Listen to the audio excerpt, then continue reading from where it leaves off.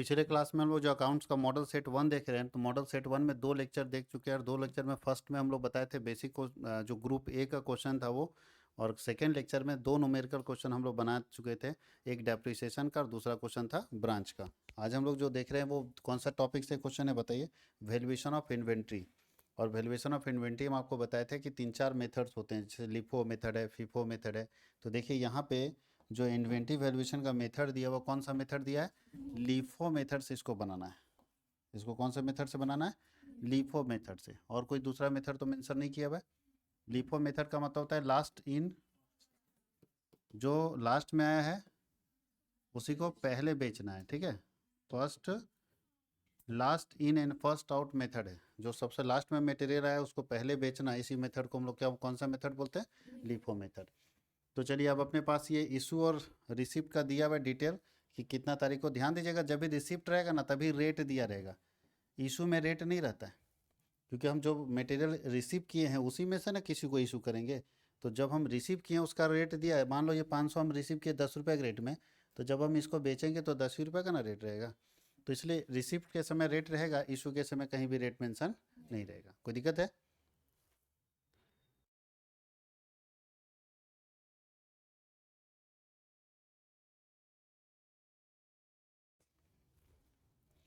चलिए अब इसको हम लोग बना के देखते हैं।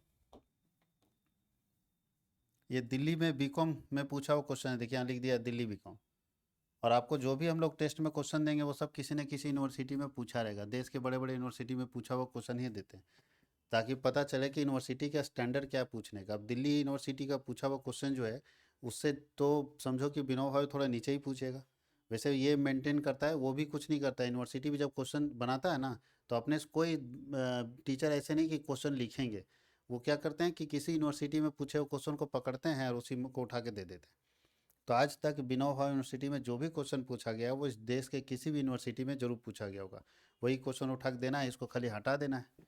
टाइपिंग करने वाला इसको हटा देगा और यही क्वेश्चन बन जाएगा आपका बिनोवा यूनिवर्सिटी का क्वेश्चन। इसलिए जितने भी क्वेश्चंस किसी यूनिवर्सिटी के होंगे वो जरूर आपको बनाना है, और उसको आप जरूर बनाएंगे। चलिए अब हम लोग शुरू करें। तो जगह और कम और चाहिए, जगह यहाँ इसमें ज़्यादा चाहिए था। थोड़ा ध्यान रखना है कि सबसे फर्स्ट में लिखा है 1 जनवरी 2018 को ओपनिंग स्टॉक था 200 पीस 9 रुपये के रेट से, और हमको बनाना कौन सा मेथड से? लीफो मेथड से। चलिए तो हम लोग स्टॉक लेजर बनाते हैं। इसको बोलते हैं स्टोर लेजर। स्टोर लेजर में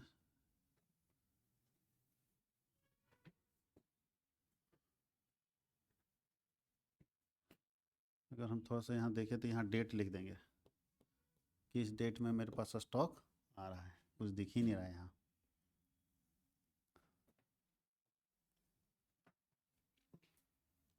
यहाँ हम लोग बात करते हैं रिसिप्ट का। रिसिप्ट में 3 चीज़ होता है। यहाँ तक QTY क्वांटिटी, यहाँ रहता है रेट, और यहाँ रहता है अमाउंट रुपीज़। यहाँ इशू का QTY क्वांटिटी, रेट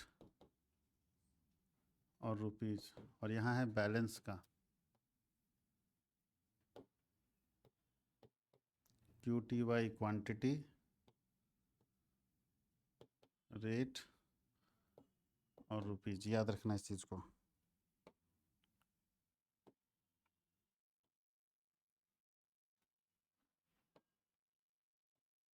अब इसको हम लोग रिकॉर्ड करते हैं। सबसे पहला डेट है 1 जनवरी को ओपनिंग स्टॉक है, तो 2018 ऊपर में लिख देते हैं। और जनवरी 1 जनवरी को क्या हो रहा है? 200 पीस का स्टॉक है, तो स्टॉक हमेशा रिसीप्ट में नहीं लिखेंगे और इशू में नहीं लिखेंगे, स्टॉक को सीधा कहाँ लिखेंगे? बैलेंस में। तो 200 पीस क्वांटिटी है, रेट किसका है? 9 रुपये के रेट से। तो 9 रुपये के रेट से कितना हो गया? 1800 रुपये का मटेरियल अपने पास है। अब हम लोग आगे ट्रांजेक्शन कर रहे हैं, तो सबसे पहले 1 जनवरी को एक और चीज़ दिया है कि 500 पीस हम रिसीव किए हैं। तो चलिए जनवरी 1 को ही है, तो जनवरी 1 को हम 500 पीस रिसीव किए हैं, तो 500 पीस मेरे पास है। इसको बंद कर दीजिए, जब भी कोई ट्रांजेक्शन होगा क्लोज कर दीजिएगा। क्लोज लाइन खींच के इसलिए कर रहे हैं ताकि पता चले कि एक डेट में कौन कौन ट्रांजेक्शन हुआ है, ठीक है। तो 500 पीस रिसीव किए हैं 10 रुपये के रेट से, तो इसका मतलब 5000 का स्टॉक मेरे पास है। तो अगर हम 5000 का स्टॉक है, तो अगर हम देखें कि 1 जनवरी तक मेरे पास क्लोजिंग स्टॉक कितना है, इशू तो कुछ किए नहीं है। तो स्टॉक में कितना है, तो 200 पीस पहले वाला है 9 के रेट से 1800, और 500 पीस मेरे पास नया मटेरियल आया है 10 के रेट से 5000, यानी अपने पास कितना मटेरियल है, दो। कोई दिक्कत है, दो मटेरियल है, एक है 9 के रेट का, एक है 10 के रेट का। अब आपको जब इसमें बेचना होगा तो कौन सा मेथड बोल रहा है आपको, लीफो। लीफो का मतलब होता है last in and first out. तो last in and first out में बताइए, दोनों में लास्ट में जो आएगा उसको पहले बेचेंगे। तो इसमें लास्ट में कौन आया है, 500, तो पहले 500 वाले में से बेचेंगे। अगर घटेगा तब 200 में से लेंगे, नहीं घटेगा तो 500 वाले में से ही बेचना है।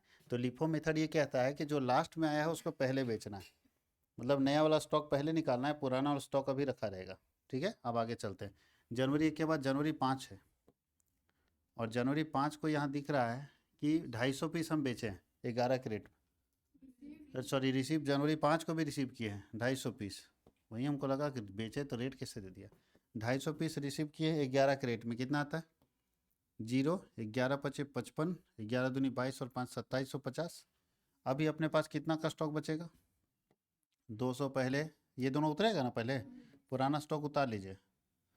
ये आपके सुविधा के लिए उतार रहे हैं, हम लोगों को बनाना हो तो इसको उतारने की जरूरत नहीं पड़ता है, डायरेक्ट लिख देते हैं। और 250 पीस है ना, 250 पीस है, रेट आपका 11 है, और ये हो गया 2750। यानी अभी अपने पास 3 तरह का स्टॉक है, एक 9 का रेट, एक 10 का रेट, और एक 11 का रेट। तो तीनों तरह के स्टॉक को हम लोग कैसे देखेंगे। अब 8 तारीख को इशू किए हैं, जनवरी 8 को इशू किए, कितना पीस इशू किए हैं, 300 पीस है, थोड़ा ध्यान देख लेते हैं। हाँ जी, 300 पीस है। तो रिसिप्ट में कुछ नहीं लिखना, इशू किए 300 पीस। तो सबसे पहले क्या बोल रहा था, कौन सा मेथड है, लीफो। और लीफो में सबसे पहले लास्ट वाला ना बिकेगा, ऐसे से बिकेगा, तो पहले 250 ये बिक जाएगा। 300 अपने को देना है तो 250 पहले बेच दिए।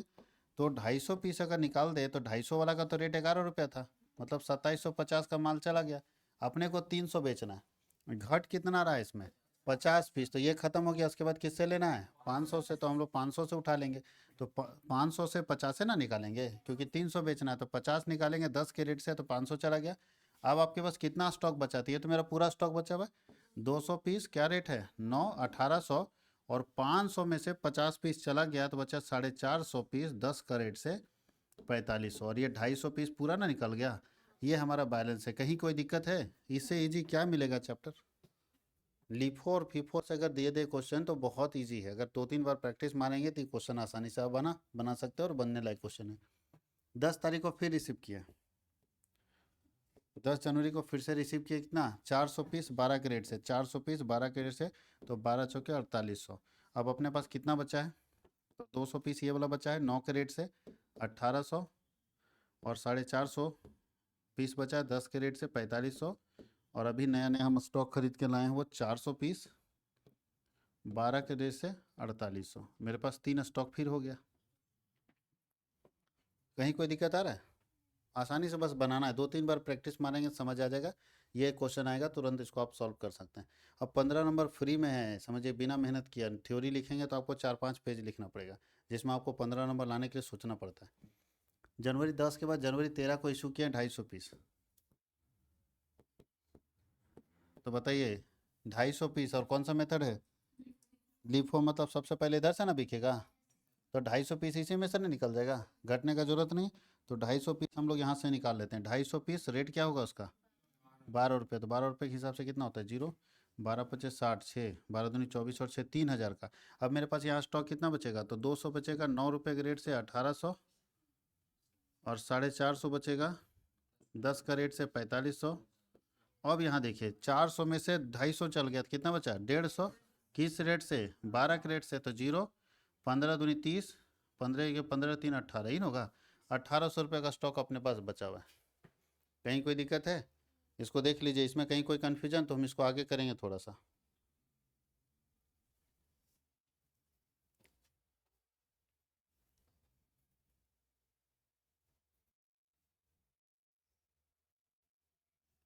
क्योंकि आगे पेज करेंगे नहीं, इतना मेहनत फिर कौन करेगा लिखने के लिए, शिफ्टिंग। तो इसी को आगे कर दे, हो जाएगा ना लिखा हुआ। चलिए अब हम लोग आगे चलते हैं। अच्छा, आगे चलेंगे तब तो ऊपर उड़ गया। ऐसा करते हैं, इसको खींच के नीचे लाते हैं, ठीक है। आ जा भाई, ए तरीके,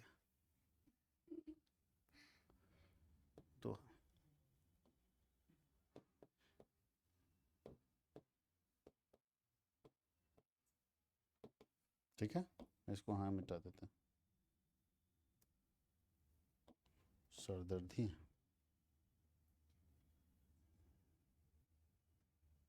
आ जाओ यहाँ पे,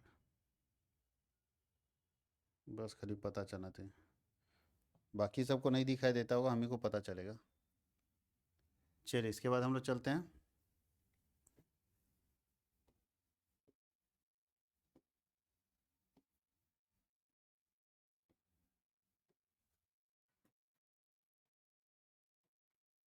कहीं कोई दिक्कत यहाँ तक नहीं है?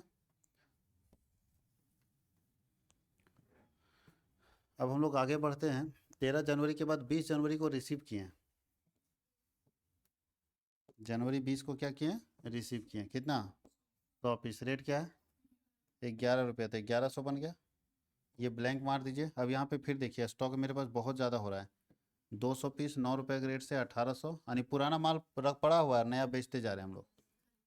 450, 10 रुपये के रेट से 4500, और 150, 12 रुपये के रेट से 1800, और अभी हम लोग कितना परचेज किए हैं? 100 पीस 11 के रेट से 1100। हम लोगों को जब भी बेचना हो रहा है, जब भी इशू करना हो रहा है, तो हम लोग कौन सा कर रहे हैं? नया वाला माल बेच रहे हैं, यानी नया वाला स्टॉक बेच रहे हैं और पुराना वाला स्टॉक ऐसे ही पड़ा हुआ है। जो पुराना हो जा रहा है उसको छोड़ दे रहे हैं और नया वाला स्टॉक बेचते जा रहे हैं। कम हो रहा है तो नया स्टॉक कम हो रहा है, पुराना स्टॉक एज इट इज है। तो जनवरी 20 के बाद क्या है? जनवरी 28, 400 यूनिट हम लोग इशू किए। कितना यूनिट इशू किए? 400 यूनिट इशू किए। तो चलिए हम लोग इशू में देखते हैं। सबसे पहले कौन सा मेथड बता रहे थे? लिपो। तो पहले नया वाला माल ना बिकेगा, तो चलिए नया 400 बेचना है, तो सबसे पहले 100 पीस पूरा चला जाएगा। नया नया जो स्टॉक आया 1100 का। दूसरा 150 पीस चला जाएगा। कितना का है? 12 रुपये का। 1800। अब कितना घट रहा है? 250 हो गया, जबकि 400 बेचना है तो 150 घट रहा है, तो 150 इसमें से निकल जाएगा। तो 150 इसमें से निकालेंगे। रेट क्या है इसका? 10 रुपये। इसका मतलब 1500। अब अपने पास क्या बचा ठीक से समझिएगा। अगर हम यहाँ पे थोड़ा सा ध्यान दें तो ये मेरा निकल गया ना स्टॉक, ये भी स्टॉक पूरा निकल गया। तो 100, 150, 250 निकला, जबकि 400 बेचना था। तो 400 में 250 अगर हटा दे तो 150 हम और शॉर्ट कर रहे हैं, तो इसमें 150 ले लिए, तो यहाँ पे कितना बचा होगा? 300। इसका मतलब है हम लोगों को यहाँ ठीक से लिखना होगा। मेरा 200 स्टॉक एकदम बचा हुआ है अवेलेबल, 9 के रेट से 1800, और 450 में 150 चला गया तो बचा 300। किस रेट से? 10 के रेट से। कितना हो गया? 3000। यही मेरा स्टॉक हो गया, और तो कुछ है नहीं इसमें। इसका मतलब मेरे पास अभी स्टॉक कितना है? 500 पीस है। किस रेट से? अलग अलग रेट से। एक 9 के रेट का है और एक 10 का रेट का। यही हमारा क्लोजिंग स्टॉक होगा, क्योंकि उसके आगे कुछ है नहीं, और कोई ट्रांजेक्शन ही ना है। 28 जनवरी तक ही ट्रांजेक्शन बन सकता है।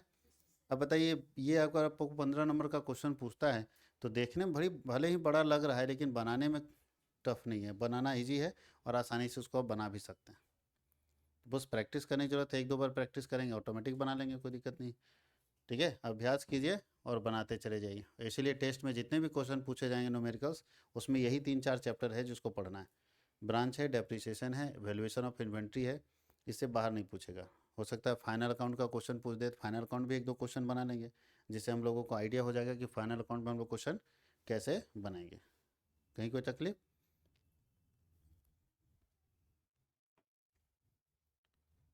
बनाया जा सकता है। अब इसका जो थियोटिकल पोर्शन है उसको हम लोग टच करेंगे। थ्योरी के कॉन्सेप्ट को बताएंगे कि इसका थ्योरी का कॉन्सेप्ट क्या है। वो भी आप लिख सकते हैं, आपके पास बुक में भी है, नोट्स में भी है, तो वहाँ से भी आप इसको लिख सकते हैं सारे का आंसर। और आपको अपने कॉपी में लिखना भी है, सारे बच्चों को इसका आंसर लिखना है। हो जाएगा ये लिखा हुआ? तो अब हम चलते हैं सीधा पीडीएफ की तरफ।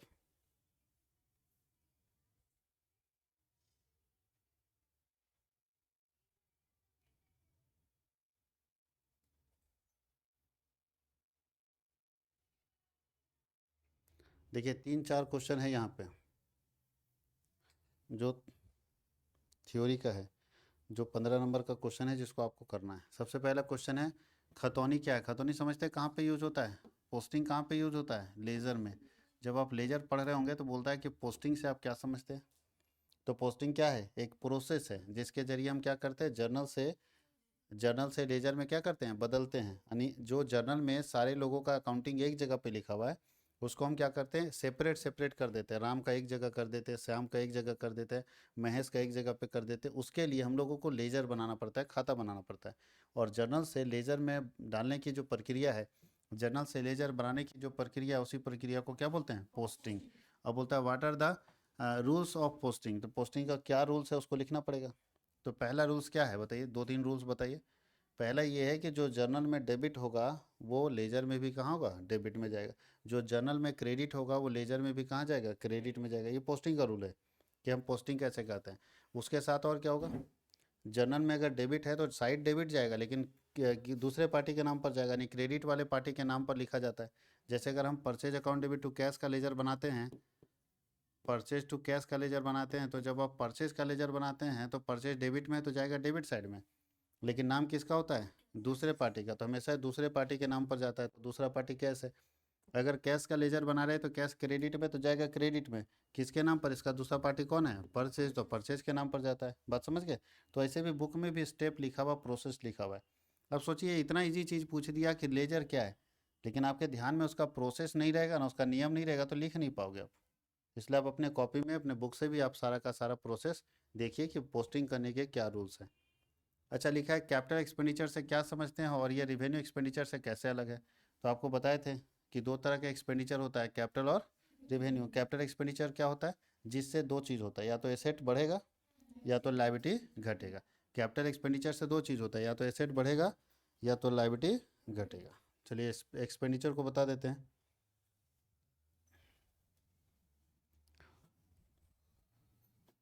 बहुत अच्छे से समझ पाओगे आप लोग।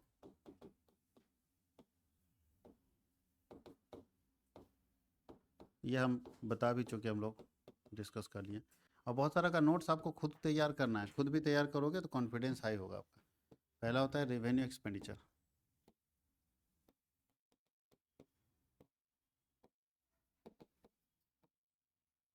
आयगत व्यय।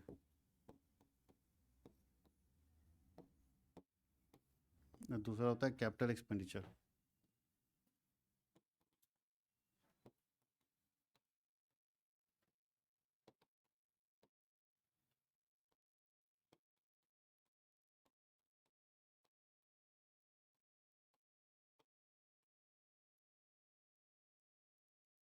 ध्यान दीजिएगा, कैपिटल एक्सपेंडिचर से दो चीज़ होता है, या तो एसेट बढ़ेगा या तो लायबिलिटी। अगर कुछ हो रहा है ये दोनों में, या तो एसेट बढ़ रहा है या तो लायबिलिटी घट रहा है, तो समझो आप कैपिटल एक्सपेंडिचर कर रहे हो। मतलब कोई भी खर्चा अगर आप कर रहे हो, इसे ये दोनों चीज़ में से कोई हो रहा है। जैसे हम बिल्डिंग खरीदे, तो बिल्डिंग खरीदे तो एसेट बढ़ा ना, तो कैपिटल एक्सपेंडिचर हो गया। लोन था चुका दिए, बहुत दिन से मेरे पिताजी के समय से लोन था, उसको चुका दिए, बड़ा खर्चा हो गया, 3 लाख का लोन था, तो 3 लाख का लोन चुका दिए, तो उससे क्या हुआ? लायबिलिटी कम हुआ। तो कैपिटल एक्सपेंडिचर में यही दोनों होगा, या तो एसेट बढ़ेगा और लायबिलिटी घटेगा। यानी ऐसा एक्सपेंडिचर जिससे एसेट बढ़े और लायबिलिटी घटेगा उसको हम लोग कौन सा एक्सपेंडिचर बोलते हैं? कैपिटल। और जिससे ना तो एसेट बढ़े और ना ही एसेट घटे, जिससे एसेट बढ़ेगा भी नहीं और एसेट घटेगा भी नहीं, यानी एसेट के ऊपर कोई असर नहीं पड़ेगा, एसेट के ऊपर कोई असर नहीं पड़े और लायबिलिटी के ऊपर भी अगर कोई असर नहीं पड़ रहा है, तो ऐसे खर्चे को हम लोग रिवेन्यू बोलते हैं। जिस खर्चे से ना तो एसेट के ऊपर कोई असर पड़ेगा ना तो लायबिलिटी के ऊपर कोई असर पड़ेगा, तो ऐसे खर्चे को कौन सा खर्चा बोलते हैं? रेवेन्यू। जैसे आप रेंट पेड करते हैं, रेंट पेड किए मालिक को, तो उससे क्या हुआ? संपत्ति बढ़ गया, बिल्डिंग आपका हो गया क्या? तो और ना, या तो लायबिलिटी घट गया? नहीं, कुछ नहीं हुआ, रेंट पेड करने से कुछ नहीं। तो भाड़ा दिए बस में, क्या हुआ? बस आपका हो गया? नहीं हुआ। तो ना तो उससे एसेट बढ़ रहा है और घट रहा है, और ना ही उससे लायबिलिटी बढ़ घट रहा है। तो जिससे ना तो एसेट बढ़े घटे और ना ही लायबिलिटी बढ़े घटे, तो वैसे खर्चे को कौन सा खर्चा बोलते हैं? रेवेन्यू। ऐसे एक और चीज़ याद रखने के लिए बता दें, रेवेन्यू बार बार होने वाला खर्च है, रेगुलर, इसको बोलते हैं रेकरिंग एक्सपेंसेस, जो बार बार होगा। जैसे रेंट लगता है, क्या बार बार देना पड़ेगा या कभी कभी? बार बार। सैलरी क्या होगा? बार बार। बिजली बिल क्या होगा? बार बार। लेकिन कोई बिल्डिंग बार बार खरीदता है क्या? मशीनरी बार बार खरीदता है क्या? नहीं। अरे एक खरीदेगा, 10 साल बाद, 5 साल बाद फिर खरीदेगा। लोन का हमेशा पेमेंट करता है कोई क्या? अगर लोन का जैसे ईएमआई में पेमेंट करे तब क्या होगा? जैसे हम लोग लोन लिए तो ईएमआई में पेमेंट करें, तो वो कौन सा एक्सपेंडिचर होगा? रेवेन्यू। वो रेगुलर ना दे रहे हैं, हर महीना कट रहा है मेरे अकाउंट से, लेकिन एक ही बार में 5 लाख दे दिए, तो वो कौन सा होगा? कैपिटल। तो लोन अगर आप बैंक से लेते हैं और धीरे धीरे पेमेंट करते हैं तो रेवेन्यू एक्सपेंडिचर होगा, और एक बार में अगर चुकाएंगे तब कौन सा कहलाएगा? Capital expenditure. कोई दिक्कत है? तो ये एक से भी पकड़ सकते हैं कि जो रेगुलर होता है ना, हमेशा होता है, वो रेवेन्यू एक्सपेंडिचर है। जैसे आप रेंट दे रहे हैं, रेवेन्यू एक्सपेंडिचर है। आप कॉलेज में जो पेमेंट कर रहे हो क्या है? रेवेन्यू एक्सपेंडिचर है। लेकिन बुक जो खरीद रहे हो क्या है? बुक। बार बार खरीदते हैं या कभी कभी खरीदते हैं? कभी खरीद एक बार खरीदते हैं तो ये कैपिटल एक्सपेंडिचर, फिर एक सेशन खत्म होता तब ना तो खरीदते हैं। लेकिन पेन कॉपी ये सब रिवेन्यू आ जाएगा, क्योंकि पेन और कॉपी हमेशा खरीदते रहना पड़ रहा है। कोई दिक्कत किसी को? तो ये आप आसानी से पहचान सकते हो ना। डीजल का खर्च किस में आएगा, रिवेन्यू में या कैपिटल में? रिवेन्यू में, कि डीजल मशीन में हमेशा डालना पड़ेगा, लेकिन मशीन तो एक ही बार आता है। तो मशीन जो खरीदने का खर्च है वो किस में आएगा, कैपिटल में। अब ये अंतर लिखना है। अच्छा, इस तरह समझाना भी है और साथ ही साथ दोनों में अंतर लिख देना है। तो बुक में भी लिखा हुआ होगा, नोट्स में भी लिखा हुआ होगा अंतर, उसको लिख लीजिएगा आराम से। जो पीडीएफ डाला हुआ है ना, पीडीएफ में अंतर आपको जरूर मिला होगा कि रिवेन्यू और कैपिटल में क्या अंतर है। आगे लिखा है हरास गणना की विभिन्न विधियों, विभिन्न विधियां कौन कौन सी वर्णन करें। अब बताइए, डेप्रिसिएशन निकालने के दो मेथड्स तो आप जानते हैं बहुत अच्छे से। कौन कौन सा मेथड है? एसएलएम और डीबीएम। अगर इस दोनों मेथड को अच्छे से लिख लेंगे ना तो 20-15 नंबर का आपका क्वेश्चन कंप्लीट हो जाएगा। दो मेथड ही लिख देंगे तो, वैसे 3 मेथड 4 मेथड लिखना चाहिए, लेकिन अगर आप दो ही मेथड लिख देते हैं तो सबसे पहले लिखेंगे methods of depreciation, DBM, SLM. DBM में कैसे कैलकुलेट करते हैं, एसएलएम में कैसे कैलकुलेट करें, याद कीजिए, पूरा नोट्स में लिखवाया गया है सारा चीज़। डीबीएम का फॉर्मूला क्या है, एसएलएम का फॉर्मूला क्या है, डीबीएम में जर्नल कैसे करेंगे, एसएलएम में जर्नल कैसे करेंगे, डीबीएम में कौन कौन से खाते बनते हैं, एसएलएम में कौन कौन सा खाता बनता है। और नीचे सबसे लास्ट में एक एग्जाम्पल लेना होगा। जैसे आपको हम समझाए थे 1 लाख रुपए, 1 लाख रुपए याद है, डीबीएम का अलग और एसएलएम का अलग करके कैलकुलेट करके दिखा देना होगा कि देखिए कि क्या हो रहा है। फिर ग्राफ मतलब बताए थे, डी एसएलएम का ग्राफ कैसा रहता है, एकदम स्ट्रेट। और डीबीएम का ग्राफ भी बताया था आपको, डीबीएम में क्या होता है, डिक्रीजिंग होता है, डीबीएम इन होता है जी, घटता रहता है। तो ये ग्राफ बनाना, ध्यान ये देना है, ग्राफ कहीं ऐसा ना हो कि इसे टच कर दीजिएगा। इसे टच करने मतलब समझते हो ये जीरो है, यहाँ जीरो रहता है ना, टच मत कर देना, जीरो हो जाएगा। फिर किसी भी एसेट का वैल्यू डीबीएम में जीरो हो ही नहीं सकता, इसमें जीरो हो सकता है। समझ गए? तो इसलिए याद रखना, डेप्रिसिएशन घटेगा जरूर, लेकिन जीरो नहीं। तो छोड़, थोड़ा सा ऊपर रखिएगा बस, टच नहीं कर देना, बस यही तो है। लिखा जा सकता है दोनों के बारे में, नोट किया जा सकता है। नहीं, आप लोग के लिए भी छोड़ दे रहे हैं, कुछ काम आप लोग भी तो कीजिएगा। अकाउंटिंग सॉफ्टवेयर के विभिन्न प्रकारों को समझाइए, कितने तरह के अकाउंटिंग सॉफ्टवेयर हैं। तो अभी जो आप लोग यूज करते हैं सबसे ज़्यादा अकाउंटिंग सॉफ्टवेयर वो कौन है, टैली है। तो टैली के अलग अलग जो वर्जन है उसके बारे में लिखना है। टैली 9.0 है, ठीक है। टैली पहले 7.0 चलता था, फिर आया 9, फिर आया टैली प्राइम, टैली 7.0, फिर 9.0, फिर आया टैली प्राइम, ठीक है। और बताइए, उसके बाद पेरोल एक सॉफ्टवेयर है जो अकाउंटिंग के लिए इस्तेमाल किया जाता है। पेरोल इस्तेमाल किया जाता है किसके लिए बताइए? हाँ, पेमेंट के लिए। जो लोग जॉब में काम करते, कहीं नौकरी में है, तो उनका पेमेंट का जो पूरा सिस्टम रहता है वो पेरोल में रहता है, ठीक है। उसी तरह से सैप एक सॉफ्टवेयर है जिसका इस्तेमाल किया जाता है अभी अकाउंटिंग के लिए। तो बहुत सारे ऐसे अकाउंटिंग सॉफ्टवेयर डेवलप किए गए हैं सरकार के, अलग अलग सिस्टम्स डेवलप किए गए हैं जिसमें अकाउंटिंग आज के समय में होता है। तो इसमें से जिसके बारे में आप जानते हैं 2 या 3 को एक्सप्लेन कर दीजिएगा, तो पता चल जाएगा कि आप कौन कौन से अकाउंटिंग सॉफ्टवेयर को समझ रहे हैं, और उसमें से 2-3 के बारे में एक्सप्लेन कर देना है। अच्छा, अंतर तो जरूर होगा ना सब में, कुछ तो अंतर होगा। अगर अंतर नहीं रहता तब तो कोई भी मेथड सही हो जाता, लेकिन कोई ना कोई तो अंतर है। तो सब में बेसिक जो डिफरेंसेस होगा वो आप लिख दीजिएगा। बात समझ गए कि प्राइम में क्या यह था। अभी इसको लिखने के लिए आपको जानना पड़ेगा कि टैली 7.0 में क्या होता था, 9.0 में क्या होता था, प्राइम में क्या होता है, पेरोल में क्या होता है, अभी लिख पाइएगा ना। तो वैसे आपको मैं बता दूं कि आपके पास ये सारे क्वेश्चन ही बनाने होते हैं, चॉइस होता है। आपको 7 क्वेश्चन पूछा जाता है, उसमें से कितना आंसर करना रहता है, तो 3 छोड़ सकते हैं ना। तो लोड लेने की क्या ज़रूरत है। कंप्यूटर वाला तो ऐसे भी हटा देंगे, अगर आपसे नहीं हो पा रहा है छोड़ दीजिएगा। 7 में से 4 ही तो बनाना है, तो 4 हमारा कमांड में आ जाएगा। लेकिन फिर भी घर में आप इसको आंसर जरूर करिएगा। इससे क्या होगा कि शायद अगर कोई क्वेश्चन ऐसा आ गया जो हम अटेम्प्ट नहीं कर पा रहे, तो ये क्वेश्चन हम अटेम्प्ट कर सकते हैं। बात समझ के, और नहीं भी एग्जाम में अटेम्प्ट कर सकते हैं। नॉलेज तो बढ़ेगा ना कि कौन कौन से सॉफ्टवेयर्स हैं जिसको सीखना चाहिए अकाउंटिंग के लिए। अब मान लो कि कल हो कि आप फ्यूचर में अकाउंटिंग करना चाहते हैं, अकाउंटेंट बनना चाहते हैं, तो उसके लिए कौन कौन से सॉफ्टवेयर आप सीखोगे। आपको पता ही नहीं सॉफ्टवेयर, यहाँ तो आप सीख जाओगे कि ये सारे सॉफ्टवेयर है जो अकाउंटिंग में इस्तेमाल किए जाते हैं। अगर इस पर हमारा कमांड होगा तो हमारा भी जॉब लगने का चांस बढ़ सकता है अकाउंटिंग के फील्ड में।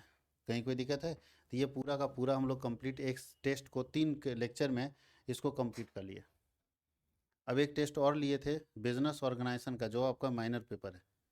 तो माइनर पेपर का भी हम लोग एक्सप्लेन कर देंगे। इससे क्या होगा कि आप लोगों के लिए आसान पड़ेगा। माइनर पेपर को हम खुद आप क्वेश्चन आंसर करके आप पूरा का पूरा एक्सप्लेन करके आपके सामने रखेंगे। तो मेजर पेपर, माइनर पेपर और अंडरस्टैंडिंग ऑफ इंडिया का भी हम लोग 2-2 3-3 कर चुके हैं, उसको कंप्लीट कर लेते हैं। यानी ये सब हम लोग कंप्लीट करते चले जाते हैं। उसके बाद हम लोग बाकी पेपर के बारे में बात करेंगे। सारे पेपर का मॉडल क्वेश्चन पेपर आपके पास होगा, आप खुद पढ़ेंगे और आपको लगेगा कि कोई भी चैप्टर ऐसा है जो मेरा कमांड में नहीं है, ऐसा नहीं है। अब देखिए, एक टेस्ट का पूरा क्वेश्चन उठा के डाल दिए, आपको सब समझ में आ रहा है कि हर टॉपिक पढ़ाया गया है। सिर्फ एक हम कंप्यूटर का छोड़ दिए हम जानबूझ के, क्योंकि उसके लिए हमको पूरा का पूरा सिस्टम चाहिए। बिना सिस्टम का काम नहीं करेगा, क्योंकि आप जानते ही नहीं, आपको टेलीपोर्ट 7.0 सिखाना होगा, 9.0 प्राइम, तभी ना आप अंतर पकड़ पाओगे। जो व्यक्ति व्हाट्सएप के 3 वर्जन को यूज़ किया वो बता देगा कि उसमें क्या है, इसमें क्या है। और जो नहीं यूज़ किया वो बता ही नहीं पाएगा, उसको कुछ भी पढ़ा दो नहीं बता पाएगा। जैसे जो व्यक्ति पुराना मोटरसाइकिल भी चलाया और नया मोटरसाइकिल भी चलाया, उसको पूछो कि क्या अंतर है तो बता देगा कि पुराने वाले में ये प्रॉब्लम था, नया वाले में ये प्रॉब्लम। आप पुराना चलाए नहीं हैं, नया खाली चला रहे हैं, तो आपको क्या मालूम कि पुराना वाले में कितना है। रट्टा भी मारोगे तो नहीं बता पाओगे। समझ गए? उसके लिए फील करना होगा कि ये चीज़ है क्या, क्योंकि यूज करने वाला चीज़ है ना, ये रटने वाला कोई थ्योरी तो है नहीं कि रट्टा मार जाएंगे। ये यूज करने वाला चीज़ है, आप यूज करेंगे तो समझ में आएगा नहीं नहीं इसमें ये चीज़ में हमको दिक्कत होता था, वहाँ कंपनी क्रिएशन में प्रॉब्लम होता था, लेकिन 9.0 में कंपनी क्रिएशन आसान हो गया। तो आप लिख पाओगे। इसलिए ये थोड़ा सा प्रैक्टिकल अप्रोच है, इसको बोलते हैं। ये थियोरटिकल अप्रोच नहीं है, ये प्योर प्रैक्टिकल अप्रोच है। जो करेगा वही सीखेगा। इसलिए इसको लिखना थोड़ा टफ होगा। तो हम, मेरा ये मानना है कि अगर आप इसको नहीं भी लिखेंगे तो आपके पास 7 में से 4 लिखना है ना, एक इसको स्किप कर सकते हैं। तो जो कंप्यूटर का पोर्शन है, अगर आपसे नहीं हो पाता है तो उसको स्किप कर सकते हैं, कोई दिक्कत नहीं। आपके लिए फ़ायदे का ही सौदा रहेगा, क्योंकि न्यूमेरिकल क्वेश्चन आपके पास रहेगा जिसको आप आसानी से बना सकते हैं। तो अगले क्लास में हम लोग देखेंगे एक और मॉडल पेपर, किसका? बिजनेस ऑर्गेनाइजेशन का, बीओ का। और बीओ का 3 मॉडल पेपर देंगे और उससे बाहर क्वेश्चन नहीं आएगा। 3 मॉडल पेपर बीओ का देंगे, उससे बाहर क्वेश्चन नहीं आएगा। कहीं कोई दिक्कत?